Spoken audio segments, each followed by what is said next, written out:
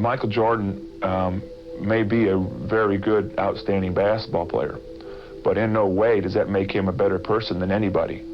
Who is he? I mean, all he does is play basketball. In the world, he's this big. This video will show you exactly what some of the bad boy Piston players thought and think about Michael Jordan. I've collected a compilation of as many of those players as I could find. It took a while and I did the best I could. So please just show some appreciation, subscribe, like, and share with friends. It helps me a lot. Without further ado, here we go, Goat Army. You know that he and I matched up against each other for 14 straight years. In those 14 years, never once did he try to trash talk me, and never once did I try to trash talk him. It was toe to toe, nose to nose for 14 straight years, and we never said a negative word to each other on the court. I respected him. Those years that we beat them, Dan, he'd walk over every single time, shake my hand, and go, "Good luck in the finals, man." And, you know, I could see he was devastated with the loss. We beat them, they beat us. And I stopped as we're walking off the court and shook his hand and said, "Good luck in the finals." So I think it was just mutual respect. Listen, I'll say this to you, Dan. There were nights that on the court that he would do something so incredible. And my thing was to never show any emotion, one way or the other, whether he did something great or not. But I can tell you, many a nights I ran back down the court after he's done something incredible. And internally I'm saying, "Are you effing kidding me?" I'm like, in my mind, I'm like running like stoic, nothing on my face. But in my mind, I'm saying, there's no damn way that guy just did that, man. So, no, incredible. And I always gave him that respect. I always showed him tremendous respect. He showed me respect. And so it was mutual on both sides. I'm very vocal. I think LeBron is the best player that's ever played the game. He's 6'8", 285 pounds, runs like the wind, and jumps out of the gym. And more importantly, when he came in the league from day one, he knew how to involve his teammates to win. And that's something that Jordan had to learn for a long time. Now, if you go by championships, obviously Michael Jordan has more championships.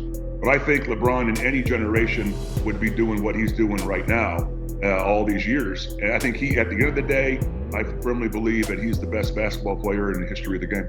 At the end of the playoffs last year, you guys walked by the Bulls and didn't shake their hand. Was that intentional? It was intentional on my part. I felt that Michael Jordan may be a very good, outstanding basketball player, but in no way does that make him a better person than anybody. And for him to say and to make value judgments on us as individuals where he does not know us as individuals, all he knows is our style of play. But to make value judgments on us as individuals and to put them into the public medium and the newspapers or on television, who is he? I mean, all he does is play basketball. In the world, he's this big. I mean, he may be up there because he has publicists and media and pumping him up, but as a individual, down-to-earth, heart person, he has, I mean, who is he? Who cares about him? Michael is the greatest player ever. You know, Michael's been injured one time. He never asked to sit out. He never asked for anything. Only he asked for respect and money. And people don't realize Jordan's playing, I think the first 8-9 years, he was barely making $3 million. Compared to these guys making $40 million. Wow. No one even knew that. And then when he asked for like, $30 million for Chicago for the first championship, the fourth championship, he got that, 35, I guess another 35. I think he wanted 50 in the next year. We were gonna go for 4, but a lot of things went on. But as far as LeBron and Michael, if Michael played in this era, he'll average 50. He averaged 50 points. Gentlemen, I enjoy the fact that I played in an incredible era with incredible basketball players at an incredible time. That's like embedded in every one of us. And to me, for Isaiah and for Jordan, it's good theater. But what I'm saying is that we've all done things and made mistakes and things like that. And to you as a warrior with me, Jordan, Elijah Wan, Patrick Ewing, it doesn't matter. Is that I competed with you at a high level, but you know my love was for the game, and you know I don't hate you.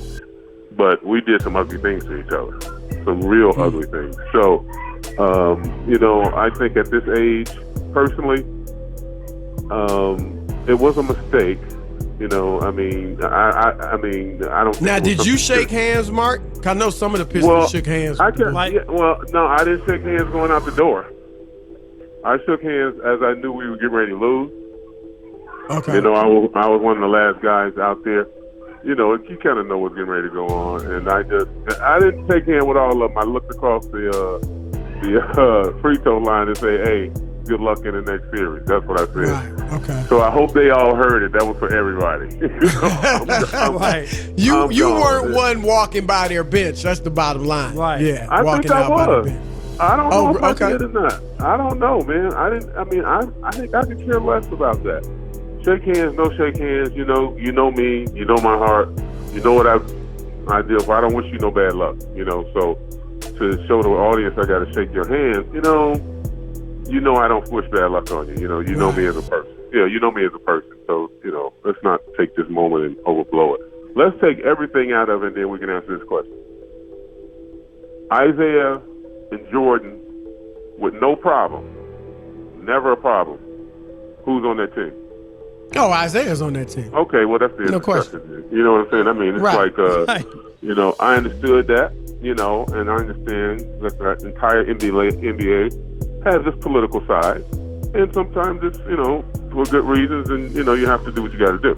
But we tend to want to hide the political process of the NBA. But, it is what it is, and you have to accept it sometimes. That politically, that's what went on, and you have to deal with it. Well, this is the deal. It's funny. The Celtics walked off the court when Adrian Dantley was on the line as they were handing us the torch as Eastern Conference Championship. No one said anything to Larry Bird, Danny Ainge, Robert Parrish. And even when McHale walked away, he only gave Isaiah a pound. Mm-hmm. And no one said anything. They walked out. So Bill Laimbeer said, let's hand him the torch the same way the Celtics handed it to us. I understand that, Michael's my frat brother, my guy.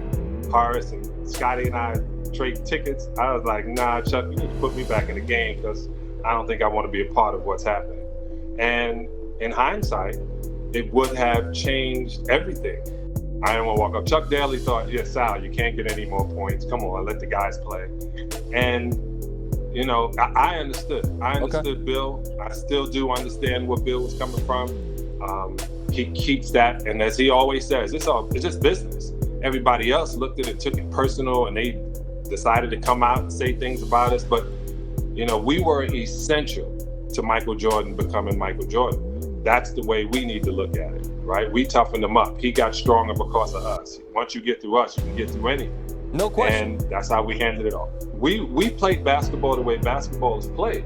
Maybe they came in and changed the way, and we changed. Think about this. So many rules are in place because of Detroit. Uh-huh. And we played them exactly to the law. It's just what it was. It was body, it was man game. Now it's, you got guys who are worth more than some Fortune 500 companies. Of course, they don't want to see them hit the ground. Right. But we weren't going up and cutting their legs from under them. So we didn't have any hate. We just wanted to win.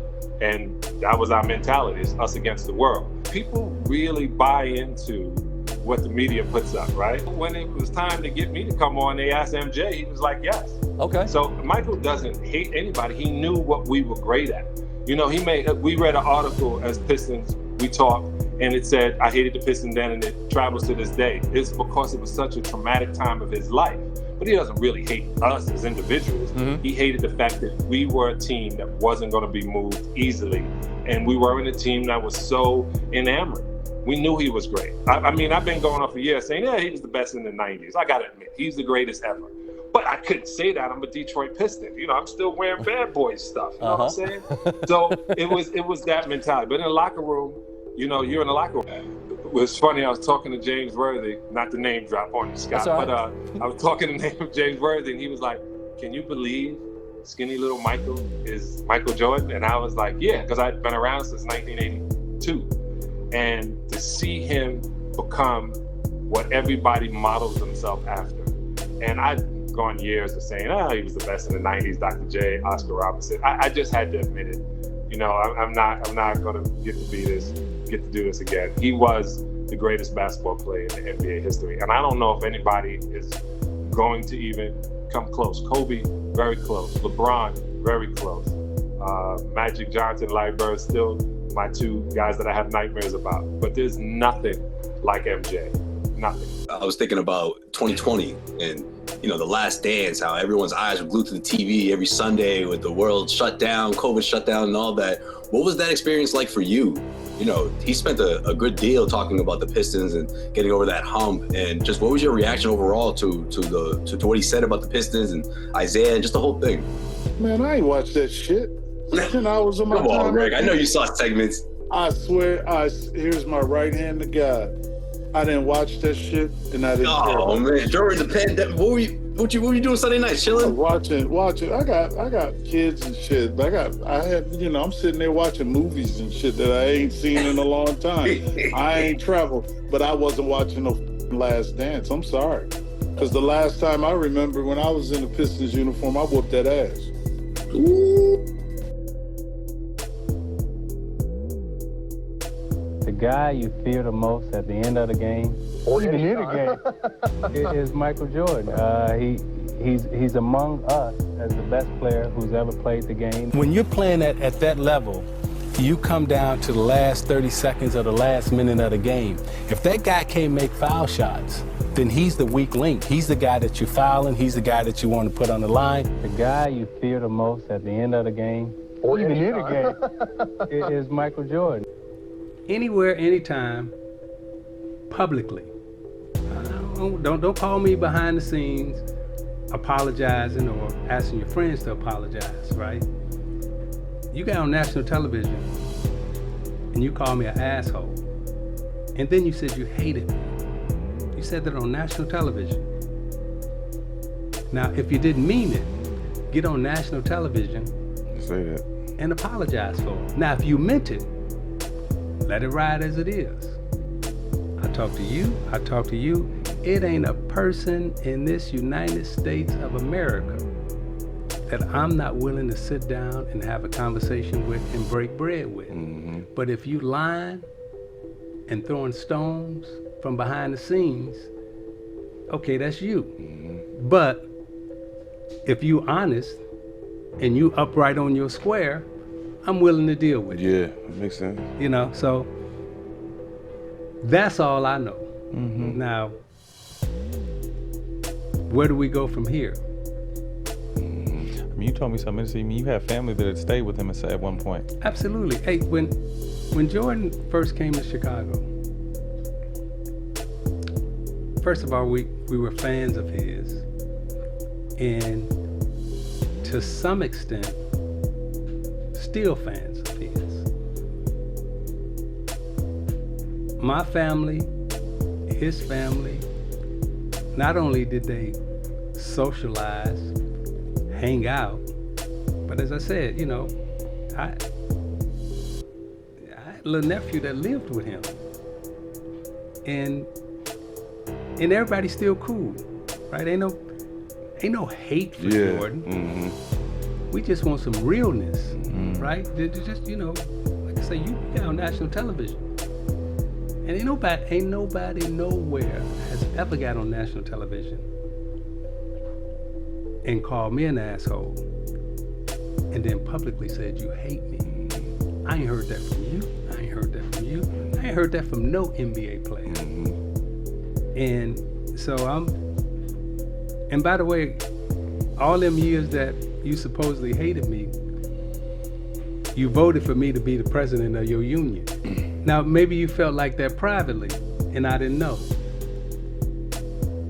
But now that I do know, and by the way, if you didn't mean it that way, then publicly say it. Don't privately say it. You know, Magic, we don't need a private conversation.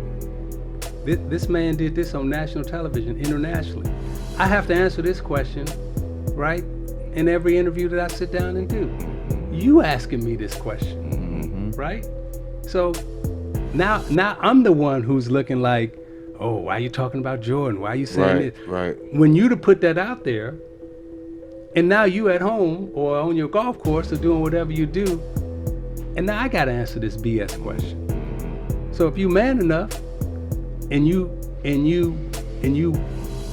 if you meant it, leave it as it is. But if you didn't mean it, then come out and clean it up. Now here's why I was upset of watching a documentary of a guy being an asshole to everybody, but then call me an asshole, and I ain't been nothing but nice to this dude. Now this real talk, go back and document it. You can go back on the west side of Chicago. I ain't talking about Michigan Avenue where they used to kick me off for shining shoes. I couldn't shine shoes on Michigan Avenue. I couldn't shine shoes on Rush Street. They kicked me out of there. On the west side of Chicago, that's where I'm from, okay? Now, on the west side of Chicago, when Michael Jordan got to Chicago, I made it real easy for him to walk those streets on the west side of Chicago. My family took care of him. My sister and his brother hung out as friends. My little nephew lived with Michael Jordan. I'll say this again. My little nephew lived with Michael Jordan. Now, I'm being extremely good to this dude. I'm calling his house during this period of time. So all this, Isaiah was an ass or that. No, dude, I was looking out for you. Now, when we played, right, you ain't seen me hit Michael Jordan. As a matter of fact, you ain't seen me hit nobody. Lambert and Mahorn would hit somebody, and what they would do? They would come hit me, or say Isaiah hit. I said, no, fight. That's the dude who hit you. Fight him. Right. Oh, well, you told him to hit me. So then they want to fight me. Okay, well, I know how to fight. So I ain't backing down. We can do that.